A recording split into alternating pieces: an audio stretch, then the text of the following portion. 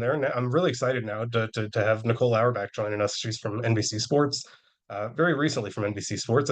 Might know her best from The Athletic for the past few years, but really glad to have you here, Nicole, this morning. And thank you so much for making the time for us this morning.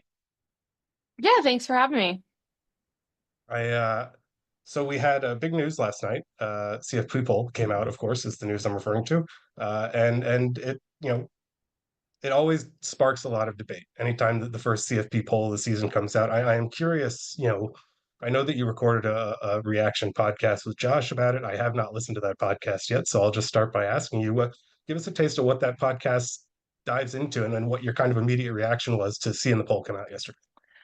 Yeah, so I think that the first one is always the most useful one because the bigger questions, obviously week to week, it's kind of, maybe overreacting to one result or everything stays a little bit too much of the same. So the first one's helpful. Like I was very curious to see, how the committee would handle Notre Dame and if they'd already made up for the loss to NIU, which they have because they were in there as the 10 seed. The things that we focused on were BYU was ranked too low. They were not getting credit. They have two top 20 wins and no losses, and they're behind one loss teams that have no good wins, no top 25 wins. So we sort of ended up talking a little bit about brand name bias, which I think is something that you guys are very aware of when you talk about like which teams start in the preseason poll, which teams get the benefit of the doubt when they lose games. And so we were ended up mostly focusing on BYU's ranking being too low and what that kind of sets up as a possibility of the Big 12 not getting the fourth seed, which would mean that Boise State would be pretty well positioned to get that. So Boise State actually checked in at the 12 as number 12 in the rankings, and not just as a seed. And I think that that's what's really interesting here because, first of all, I think it's great that they're getting that credit. Their only loss, 3-point loss to the number one team in the country. But what that does is it means that the Big 12 basically has very little wiggle room. Yeah, so this is how I would have done it. So I had, SMU in there, which they were the first team out in the actual CFP rankings. And then Alabama was in. So it was pretty close otherwise. A&M was the second team out from them as well. But ultimately, I just think like SMU is another good example of this, where I think the teams that have surprised us this season, it's taking voters, the selection committee, et cetera, time to catch up to how good they are and getting used to respecting them. Indiana, yes, I know their strength of schedule is, that they're like 103rd in the country. But Michigan was playing a bad schedule last year until the end of the season, and they got a lot of credit for just completely destroying teams the way that they did, which is what Indiana is doing. So ultimately, that's kind of where I think our conversation went. Was, I think it's hard for some of these teams that aren't considered or expected to be good in the preseason to earn their way all the way up to the rankings that they probably deserve in the right order that they deserve.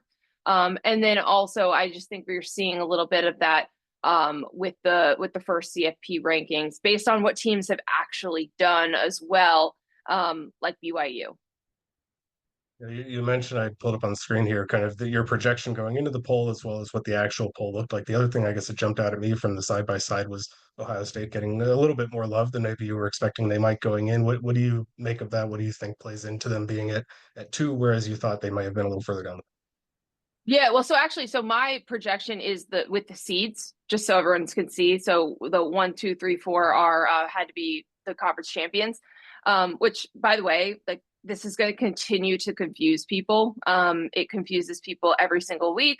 I thought that the ESPN show was very confusing the way that they unveiled the teams. Like I would have done like to your point, Sam, I would have just shown the rankings first, like 1 through 12 or 1 through 25, and then plugged them into the bracket. But they tried to do it at the same time and then they went backwards.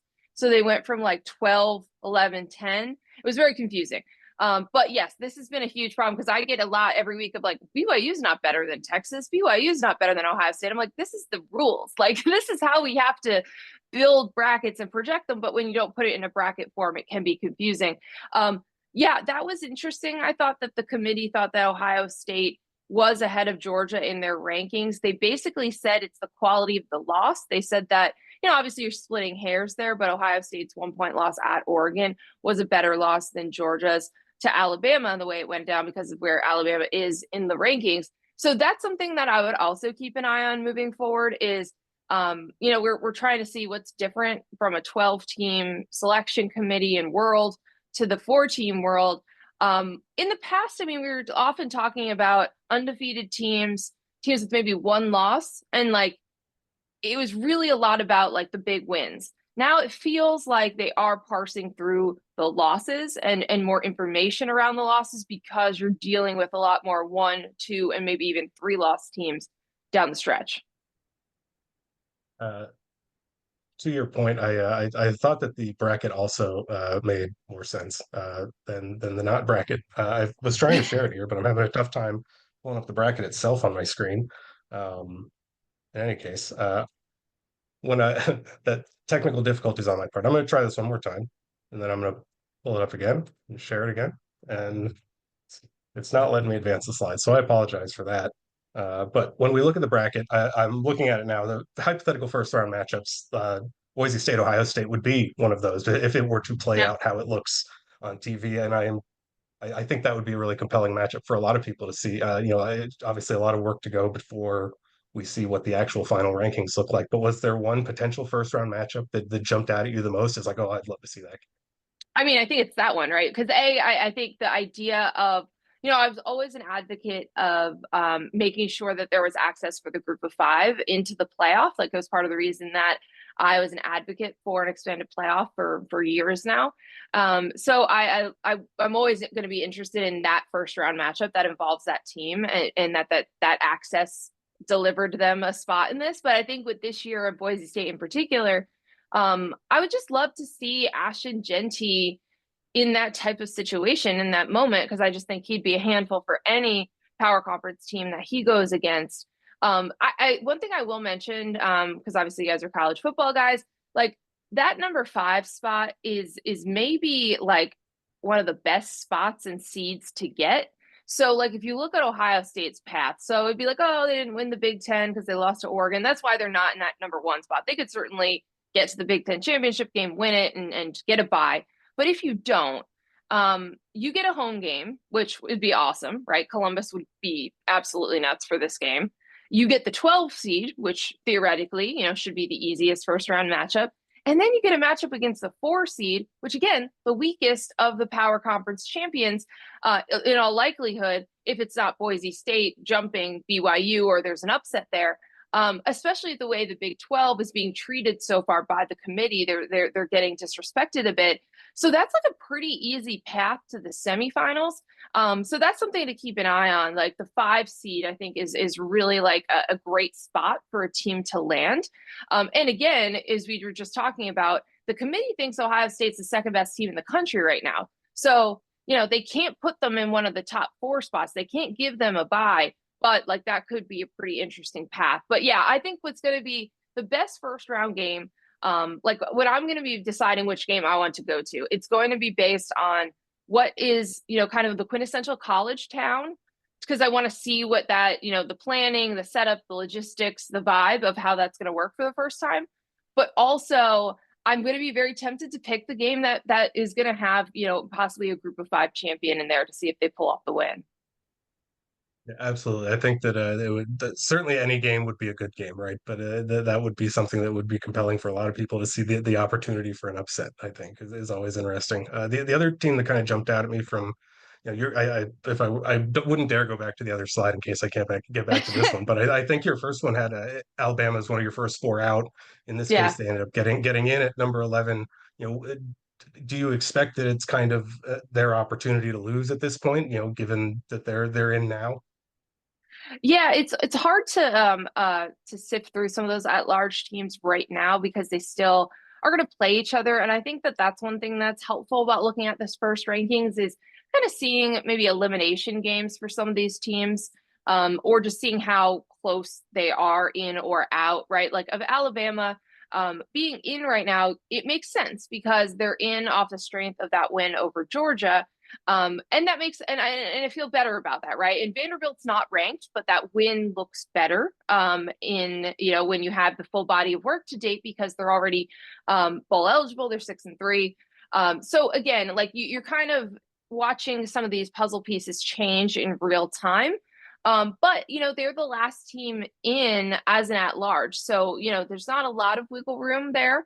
We're going to see if three lost teams stay in the mix or stay right around that bubble down the stretch because we haven't gone through this yet. So I think there will be some, but you got to look at kind of the order here, the teams that are one loss versus two loss, and what the committee is saying about them. I do think the SEC has been very hard to rank, like to power rank this season, especially because then you have like South Carolina take someone to the toe to toe or beat someone, or Ole Miss lose a game where they didn't trail to LSU. So I do hope that there's going to be some clarity just because some of these teams will play each other the rest of the way. But it's definitely notable to see the committee's order of the SEC teams right now, and even like where Tennessee is ranked, that they're ahead of Indiana, that they're like just sort of that they're ahead of Notre Dame right now, even though they haven't looked very good. And I don't know if I trust that offense, right? It's just sort of like, okay, we're getting a glimpse of how the selection committee's eye test and their metrics are telling us what they think about these teams. Now, I appreciate all your insight on the poll and the bracket, but I also have to ask you about Frosted Strawberry here, who I know that Yes. you have been one of maybe arguably the greatest advocate for the Pop Tarts Bowl and Frosted Strawberry over the last year or so. We heard our scouts earlier talking about being on the road and how when they're handing out Pop Tarts Bowl pins or they see them in their shirts that it's magnetic at this point. What do you think it is that has worked so well about this? Well, Sam, I feel like we talked like literally the moment you guys announced that it was the Pop Tarts Bowl, because I remember being on the radio with Roddy Jones and we were just like so excited about the idea. Because I think we've seen that edible mascots or edible, not mascots, edible sponsors have had a lot of success. I did a story for The Athletic the year that everyone started dumping things on the winning coach. Smoothies, Cheez-Its, Frosted Flakes.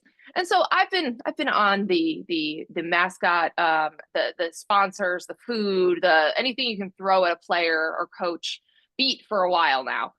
So I think like that's part of it, that people have really gotten involved and invested in the sponsors that are something that's interesting and are not like something that supports the military that no one exactly knows what kind of like technology it is.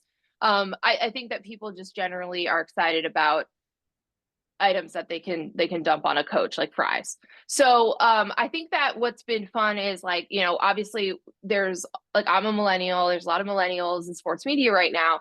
And we grew up on Pop Tarts, a lot of fond memories. The first thing that basically like you can make for breakfast yourself. And so I just think like it was perfect timing for like this generation of sports media and also sports fans. Like Sam, I feel like we talk about this a lot. Like I have always, I've covered a lot of like the off the field, the dry stuff related to college sports, but I've always tried to do the fun stuff too. And I think like if you spend any time on like CFB Reddit and places like that, you see the joy and the goofiness of college sports. And I think the way that you guys have really leaned into that made you immediately like a fan favorite. And I think that that's what bowls need to do in this era, because especially with the playoff expanding. And so now it's kind of like, oh, well, then it's really like everybody else. The goal has to be about a fun experience for the players and then something interesting to draw viewers. Obviously, like people have, bowl games on as wallpaper in December. But obviously there was so much excitement about like, what was the edible mascot thing going to do? How is it going to work? And the dreams do come true meme that like went so far, I mean, beyond sports as it was happening. And I think that it's just like that's the kind of creativity and the goofiness that like the NFL could never do that. Like they just take themselves way too seriously. But college football doesn't.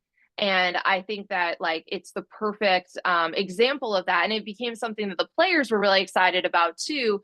And Joshua Perry and I, whenever we talk about the Pop Tarts Bowl on the pod or anything, he brings up that he still can't believe that players like ate with their gloves, which are very gross and dirty at the end of a game, that they were eating the Pop Tart cake. So it's just, I think that like they were so excited to do it. They're excited to get Pop Tarts. They're excited to do these things, and it just feeds off into like the media coverage and the fan experience around it, which was already primed for it because we do like, you know, kind of goofy mascots and sponsorship items and sponsors themselves.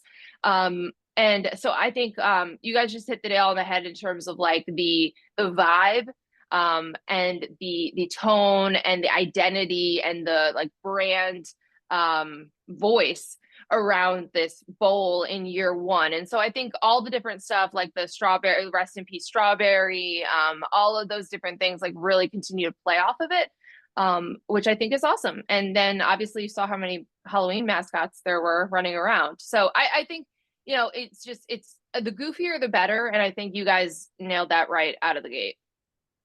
Well, if your schedule allows around these exciting first round playoff matchups, we'd love to have you down in Orlando. We'll have a taste test event for media the night, day Oh my before the gosh. game with all of the menu items that'll be in the stadium for both Pop Tarts Bowl and Cheez It Citrus Bowl, Oh which man. is really it's a true feast. So we'd love to have you. But in any case, we always appreciate the support from afar. We appreciate you joining us this morning. Thank you for lending your time and your insight, and we'll be sure to check out the reaction pod and then continue to follow your work throughout the rest of the season. All right. Anytime you need anything, I'm always here. Thanks for All having right. me. Thank you, Nicole. Talk to you soon. Thanks.